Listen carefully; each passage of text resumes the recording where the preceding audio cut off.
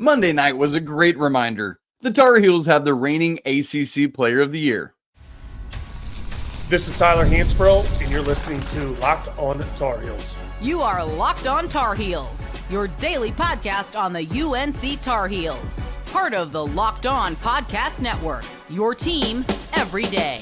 Hey there, what's up? It's Tuesday, November 5th, 2024, and the Tar Heels are 1-0. Welcome into the Locked On Tar Heels podcast, the only daily North Carolina show out there. I'm your host, Isaac Shade, and you're joining me at the place to get your Carolina content every single day. It's all part of the Locked On Podcast Network. Thanks so much for making us your first listen or watch of the day. And I want to give a special shout out to all the everydayers joining us and all the Locked On Tar Heels Discord members and our great Locked On Tar Heels insiders. Welcome on in, everyone. Let's get after it. This episode is brought to you by FanDuel.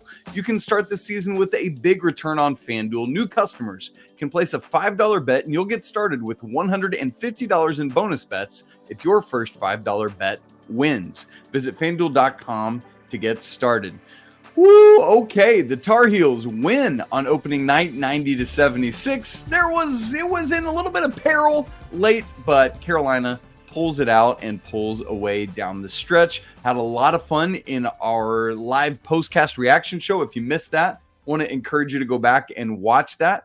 Tar Heel national champion from 2009 and current NBA shooting coach Mark Campbell is joining me on the majority of our live postcast this year. Great insight from him, and so you're going to want to make sure that you catch those. Now, I also bring that up to say in the live postcast, we were kind of leaning into the vibes of the end of the game there, where it just felt like, yeah. So we were more on the critical and on the negative side in our live reaction. And so, you know me, I'm a glass half full guy. And so here now that we've had some time to process a little bit, I want to skew a little bit more positive because it was just one night one, and everything that comes along with that. You know what I mean? So yes, warts were exposed, but let's talk about the good because there is a lot of good. So we'll hit our four corners recap. We're going to talk about what's next as we get ready for Kansas on Friday, Shady stat of the game, and so much more. Here's where I want to start. Carolina was up 69-57 with 10 minutes and 58 seconds to go in this thing. And at that point, I don't know about you, I was thinking, man, Elon is feisty. They're not going away. This zone is giving Carolina issues. Yeah, but we're gonna start stretching it out. Surely they're not going to keep hitting shots, and Carolina's going to get their offense kind of figured out. But they didn't. In fact, the opposite happened. Elon goes on a 14-0 run to take a 2-point lead, 71-69 with 6:48 to play. But here's why I bring this up. It'd be really easy to just fold or struggle and stick with that. Is that what happened? Nope. You know what did happen? The ACC Player of the Year, RJ Davis, decided, you know what, I've been deferring quite a bit in this game. I've scored some points. I've done some other things. It's daddy's turn to take over. And that's what he did. Carolina goes on. They respond to Elon's 14-0 run with an 11-0 run of their own. It was a 21-5 extended run to close the game. All of that keyed by RJ Davis, who started that 11-0 run with a little floater in the lane, buries a three, has a dump off the J-Wash, I think, for a dunk, if I remember correctly. Just big, had a defensive rebound. Elliot gets in on the act, and that's what it was. And then RJ Davis finishes. Did you see his stat line? It was not an efficient day shooting from three, but he's out there taking them, and that's what you want to see. 24 points, 7 assists, 7 rebounds, 2 steals, and a big fat goose egg in the turnover column. That's what you need from your best player. I don't care if it's Elon or Kansas or Duke or whomever. When RJ Davis is on your team, the other team does not have RJ Davis, and that means you're going to win a lot of basketball games because he's going to do what he does. He is so smart. He is so savvy. He knows how to manipulate a defense to do what he needs to do. He doesn't panic when things are getting tied up to the shot clock.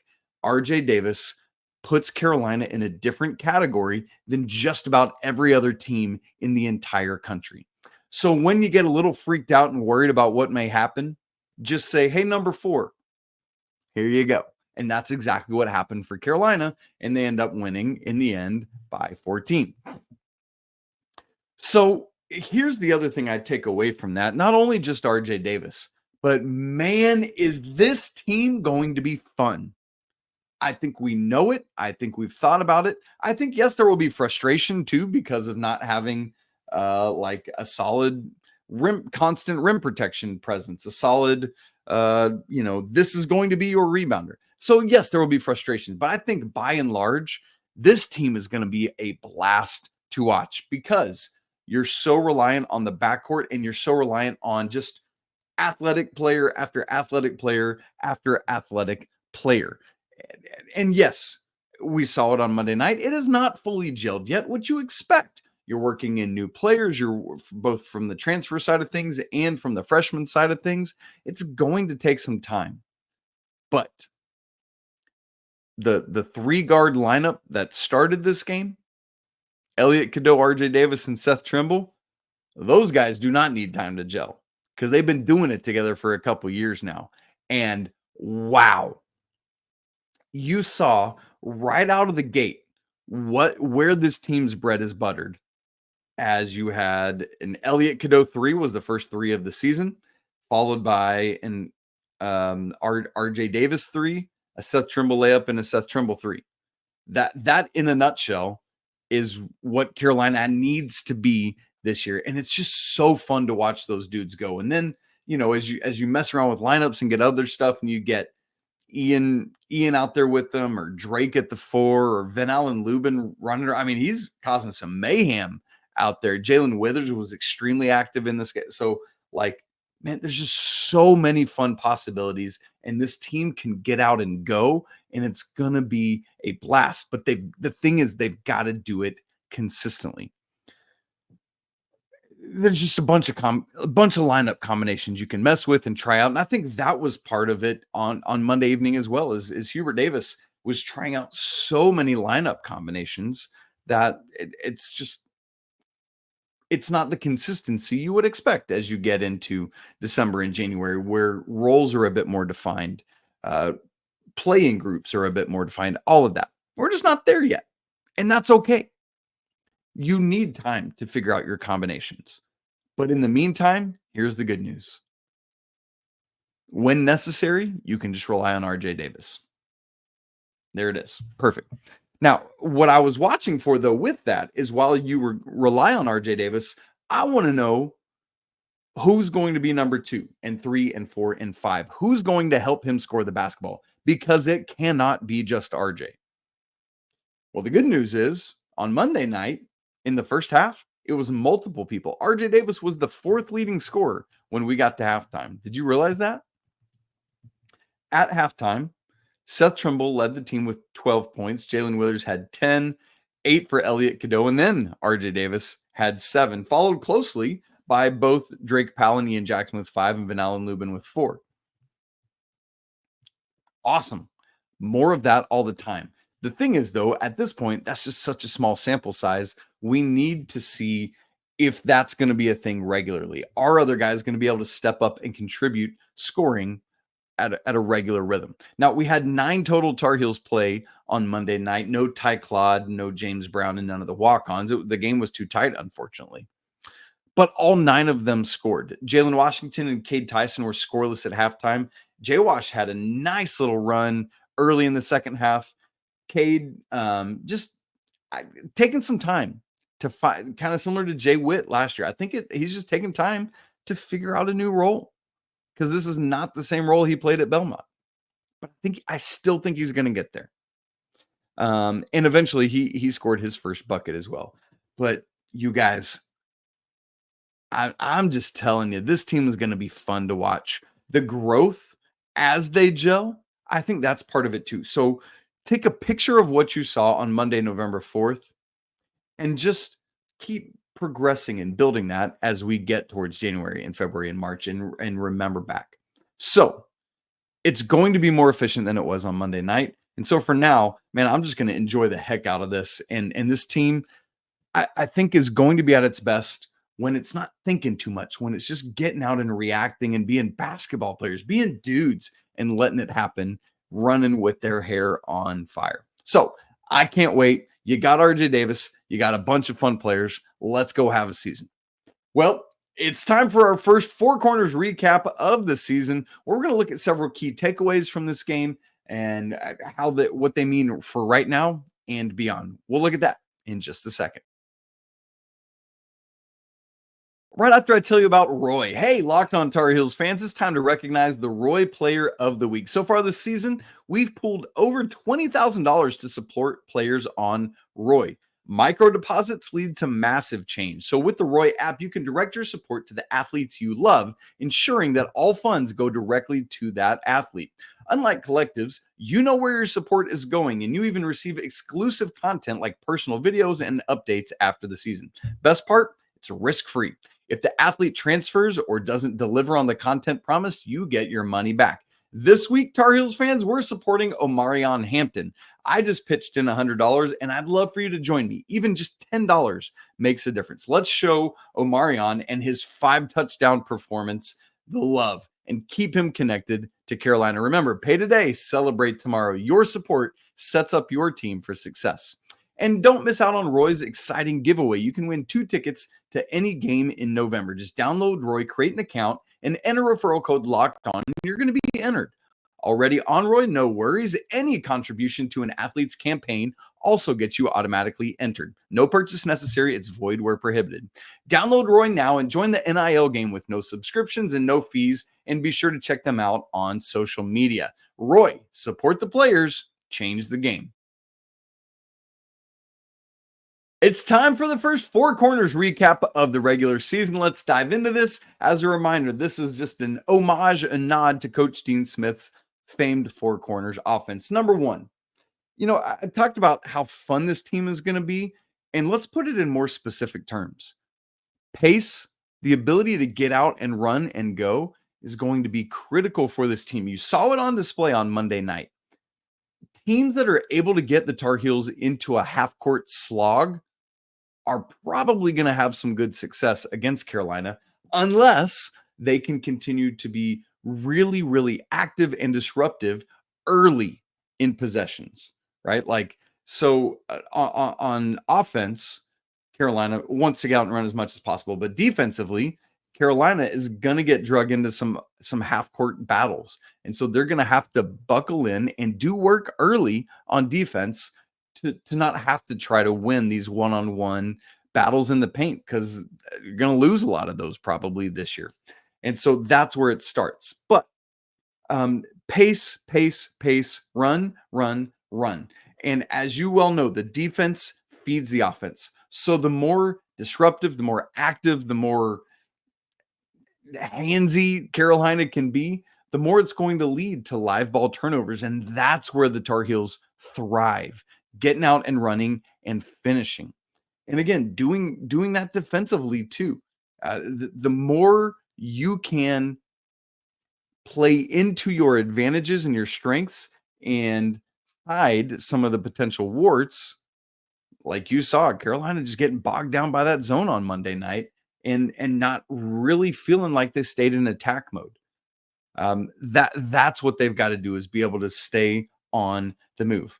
But let me also say, it's not just about the pace. It's about finishing offensively when they get to the rim. Yes, you want to get out and run and get to the rim. But Carolina was just 9 of 21 on layups on Monday night and just 4 of 7 on dunks. Carolina missed 3 dunks in just 7 attempts. That's the thing where I think that is going to get better. I'm not worried or overly concerned from a one-off against Elon on opening night with all its jitters. But it is something I'm going to watch, because you never know. So, Four Corners recap point number 1, pace might be the single most important thing for this team this season on both sides of the ball. Number 2, Seth Trimble. We were watching to see in our Four Corners preview how Seth Trimble would build on what he had done this offseason, this preseason, in the 3 games we've seen. Seth, and I mean by that the blue-white scrimmage, Memphis and Johnson C. Smith, Seth Trimble was the leading scorer for Carolina in each one of those opportunities. Obviously, RJ Davis led the way in this one. Elliot Cadeau was the second leading scorer, and then Seth was third. And that's what I want to see out of this team. Almost like as often as possible, the combination, the trio of the starting three guards needs to lead the way for Carolina. And Seth Trimble in particular, we were looking forward to carry on what he had done in the preseason, and that's what happened. He matched, just in the first half of this game, his previous career high in points. Before this, Seth Trimble's career high in points is 12. Remember, none of those exhibition games counted toward the regular season. In this game, he matched that in the first 20 minutes. Oddly, though, didn't have a single bucket in the second half until that three that he hit on Carolina's, I think, last possession or next to last possession as the shot clock ran out. And so I'd like to see more consistency. Whether it was him deferring to RJ or whatever it was in the second half, we didn't have the offensive weapon, Seth Trimble, that we had in the first half. Need to see more of that. But that said, game one of his junior year, Seth Trimble has a new career high in points with 15. Really, really cool stuff. Seth Trimble, I am so glad you came back, and I hope that you are as well. Interestingly, Seth Trimble played, is this true game wide? No, RJ Davis played the most minutes game wide, but Seth played the most minutes in the second half for Carolina. And I like the numbers, by the way, of the breakdown of what Carolina had. And I know it's probably going to be different at other times, but RJ 33 minutes, Elliot 32, Seth 30, 22 for Jalen Withers, 21 for Jalen Washington, 17 each for Drake Powell and Van Allen Lubin, and 12 from Ian Jackson. I'd like to see an even more balance there, more minutes for Ian. But outside of that, I like that minutes breakdown a good bit for Carolina. And so congrats to Seth. Let's get more career highs. Let's see it happen. Number 3 in our Four Corners recap. We've talked with rebounding about the fact that Carolina, because of not having an Armando Bacot, is going to have to be all hands on deck with their rebounding. And that's what they were. Jalen Withers led the way with 10 rebounds, a double-double, 10 points, 10 rebounds. But you had other guys all chipping in. 7 rebounds each for Van Allen Lubin and RJ Davis. We already mentioned that. And then several guys with 4 rebounds, Elliot Cadeau, Jalen Washington. I would like to see more from him. And then a couple other guys with multiple rebounds. Seth Trimble had 2. Cade Tyson had 2. Drake Powell had 2. But all 9 Tar Heels had at least 1 rebound. That's encouraging. And here's what's crazy. Rebounding, we don't expect to be the strong suit for the Tar Heels that it has been. In fact, they only out-rebounded Elon by 3, 43-40. But what was intriguing to me about what Carolina did is that 18 of their 43 rebounds were offensive. That always sounds so funny to me. Boy, that was an offensive rebound. You know what I mean? That just always seems funny. But that 42% of their rebounds were of the offensive variety. And so that's encouraging. And again, I think that speaks to Carolina's athleticism, their ability to in space, go grab rebounds. And so, yes, they might not dominate rebounds the way they might typically do, but the ability to steal possessions for themselves in that way is going to be good. So give me all those offensive rebounds. Love the team effort, and you got to keep seeing it. Everyone's got to get their nose in there. And then 4th in our Four Corners recap is Elliot Cadeau. Yes, I already mentioned he's the second leading scorer. Yes, we haven't talked about loving seeing his confidence and just getting the threes up. I want to see more of it, but he finishes 3 of 4 from 3. That's a career high. The most he had made ever last year was 2. But that's not what I came here to talk about with Elliot Cadeau right now. This dude is going to have some massive assist games this year. He had 7 assists in the first 15 minutes of this game. Now, on the flip side of that, maybe a little bit concerning, is the fact that he only had 1 assist for the final 25 minutes of this game. This is a game where Elliot should have been in double-digit assists. Now, to be fair, 2 things I'll mention. One, there were multiple times when guys just weren't able to finish, and quite frankly should have been. The other thing is there were other guys chipping in assist-wise. RJ Davis had 7 of his own. So Elliot and RJ combined for 15 assists. and just 3 total turnovers. All of those were Elliot's. And so, but that's another point of this, is that we want to see Carolina continue to perform well and run fast, but we haven't talked about the just 6 turnovers. And in the first half, there's only 1. So that is really good. But I expect massive assist numbers from Elliot Cadeau this year. Will it get to Kendall Marshall heights? Maybe, maybe not. I think there's a level at which Kendall, it was this perfect combination of his passing ability with a ridiculously talented 4 around him at any given moment. And so that's something to remember as well with that. But Elliot Cadeau, he's going to have his own big time assist numbers this season. Let's keep our eyes out for that. Okay, there's your 4 corners recap. Always love to get to that. Now, want to kind of forecast ahead a little bit, because as we've said, this game, sure, you want to win it, but this game was not about this game. This game was about seeing some things that you need to see ahead for Kansas. This game was about starting to see some things that you need to see ahead for the season. So what does Hubert Davis say to his team after a game like that? I've got a couple things. We'll get to that and my shady stat of the game coming up in just a second. Right after I tell you about ZBiotics pre-alcohol probiotic drink, which is the world's first genetically engineered probiotic. It was invented by PhD scientists to tackle rough mornings after drinking. Here's how it works. When you drink, alcohol gets converted into a toxic byproduct in your gut. And it's that byproduct, not dehydration, that's to blame for your rough day the next day. Pre-alcohol, what it does is produces an enzyme to break down this byproduct. Just remember to make ZBiotics your first drink of the night. Drink responsibly and you'll feel better tomorrow. Again, here's how to use it. Step 1, drink pre-alcohol. For best results, make it your first drink. Step 2, drink responsibly. Pace yourself. Hydrate and get a good night's sleep. Step 3, enjoy tomorrow. Wake up feeling refreshed and ready to take on the day. Go to zbiotics.com/lockedoncollege to learn more and get 15% off your first order when you use Locked On College at checkout. ZBiotics is backed with a 100% money-back guarantee, so if you're unsatisfied for any reason, they'll refund your money, no questions asked. Remember to head to zbiotics.com/lockedoncollege and use code LOCKEDONCOLLEGE at checkout for 15% off. So what do you do with this game if you're Hubert Davis, and what are you telling the guys? First off, I think there's just a reminder, this is game 1. We did some good things, we did some not good things, but now there's a lot of things on tape and we can watch it all, and we got a win under our belt. Most importantly, guys, you're 1-0 on the season, and ultimately that's the measure. How many wins, how many losses, how did you do? That's what we're looking at. So, was Carolina perfect? No, but they won.